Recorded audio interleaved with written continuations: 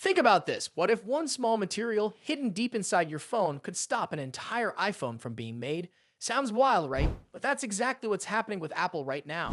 A new report says Apple is in a tight spot, and even Tim Cook is reportedly feeling the pressure. The reason? A key component used inside the iPhone 17 is suddenly hard to find. It's called low CT fiberglass cloth.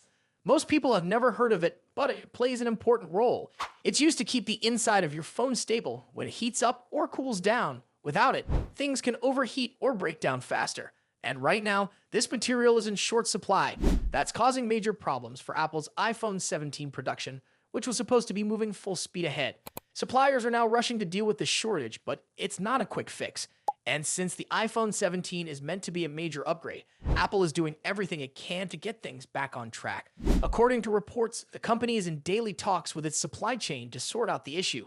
Why the urgency? Because the iPhone 17 isn't just another model, it's going to bring big changes. One of the biggest updates is in the design. The Pro versions are expected to have a much larger camera area, and people are already comparing it to the Google Pixel 9 design. It gives the phone a fresh look and hints at stronger camera features. Another big change is the lineup itself. Apple might be saying goodbye to the iPhone Plus. Instead, there's talk of a new model called the iPhone 17 Air. This one is supposed to be slimmer, lighter, and made for people who care more about design than size or battery. If Apple really goes ahead with this, it'll shake things up, especially for users who've always picked the bigger model just for the screen. While Apple works through these issues, Samsung is moving ahead with its own plans. The company is working on the Exynos 2600 chip, which will use advanced 2nm technology. If it performs well, Samsung could use it in the Galaxy S20 sticks. That can bring serious heat to the competition, especially if Apple's production continues to face delays. There's also another challenge quietly building up for Apple tariffs. So far, Apple has avoided some of the extra costs from trade tensions between the United States and China. But things could change fast.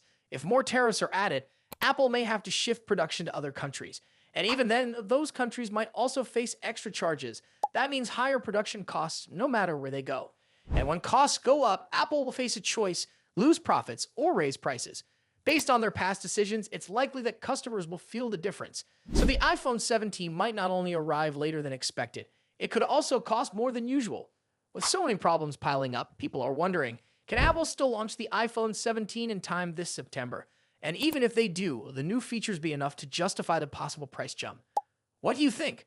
Would you be excited to try the iPhone 17 Air if it really is thinner and lighter? And how do you feel about the new camera design? If you found this video helpful, hit that like button and subscribe to our channel for more updates like this. Thanks for watching, and we'll see you in the next video. The new Samsung Galaxy S25 Ultra has just been unveiled, and the question everyone's asking is whether it's really worth upgrading from the Galaxy S24 Ultra or if sticking with last year's model makes more sense. With subtle changes, the Galaxy S25 Ultra brings a fresh take on the flagship design while keeping its core features.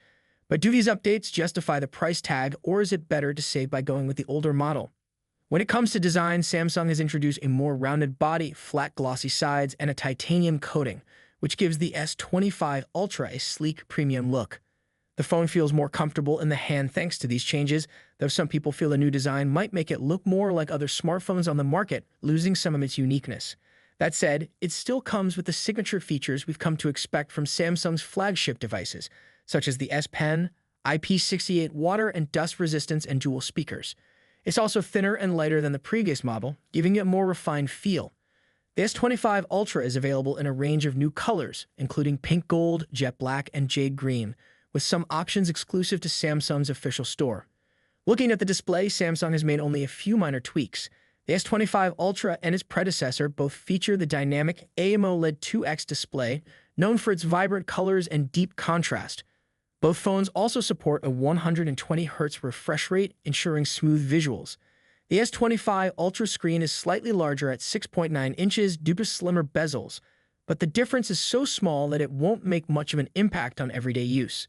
The glass protecting the screen is Gorilla Glass, making it more durable and resistant to scratches. The fingerprint scanner and face recognition continue to work well, offering reliable and secure unlocking. Under the hood, the Galaxy S25 Ultra packs the latest Qualcomm Snapdragon 8 Elite processor, which is built on a 3nm process. Samsung and Qualcomm have promised significant performance improvements, with up to 30% faster CPU speeds, 37% better GPU performance, and 40% faster neural processing unit capabilities. While these numbers are impressive, the real difference will depend on how well the device handles real-world tasks. The phone also includes a larger vapor cooling chamber, which should help maintain performance under heavy use. As for memory, the S25 Ultra offers 12 gigabytes of RAM, and storage options go up to 1 terabyte, providing plenty of space for apps, photos, and videos. The S25 Ultra runs on Android 15 with Samsung's One UI 7, which brings several new features like live notifications and an enhanced AI tool for multitasking.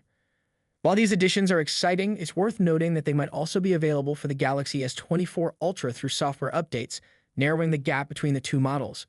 Samsung's 7-year software support guarantee means both devices will receive updates for years to come, ensuring they stay up to date. In terms of the camera, the S25 Ultra retains the same impressive setup as the S24 Ultra. It has a 200-megapixel main sensor, a 10-megapixel 3x zoom lens, a 50-megapixel 5x zoom lens, and a 12-megapixel ultra-wide camera. The ultra-wide camera has been upgraded to 50 megapixels, which could lead to clearer and more detailed shots. Image processing is also expected to improve thanks to the new processor, though the real-world results might not be drastically different from what we saw in the previous model. The front-facing camera remains at 12 megapixels, offering excellent selfies and video calls. Battery life is another area where the S25 Ultra stays the same, featuring a 5,000 mAh battery, which is a common size for high-end smartphones. While other manufacturers are pushing for larger batteries, Samsung has stuck with this capacity, aiming to deliver solid, reliable battery performance. The question on everyone's mind is whether the new chip will improve energy efficiency, balancing performance and power consumption. Charging speeds are also unchanged, with 45-watt wired charging and support for wireless charging up to 15 watts. Unfortunately, there are no magnetic accessories, as Samsung has focused on ensuring compatibility with the S Pen. Thanks for watching, and we will see you in the next video. Maintain an advantage when running heavy applications that demand more power. In terms of software, the two devices run different operating systems. The Samsung Galaxy S25 Ultra runs Android 15 with Samsung's One UI 7 interface, while the iPhone 16 Pro Max operates on iOS 18.21. Both operating systems provide distinct experiences, with iOS focusing on simplicity and seamless integration within its ecosystem, while Samsung's One UI offers a more customizable experience, allowing users to tailor their phone to their specific preferences. It's important to note that while benchmark scores are useful, they don't tell a whole story. Real-world performance depends on many factors, including software optimization, battery life, and how users interact with their phones on a daily basis. If you're someone who prioritizes quick performance for single-thread tasks like app opening or browsing the web, the iPhone 16 Pro Max might feel snappier. However, if you're a power user who regularly switches between apps, multitasks, or plays resource-intensive games, the Galaxy S25 Ultra's ability to handle multiple processes simultaneously will likely provide a smoother and more efficient experience. Thanks for watching, and I'll see you in the next video.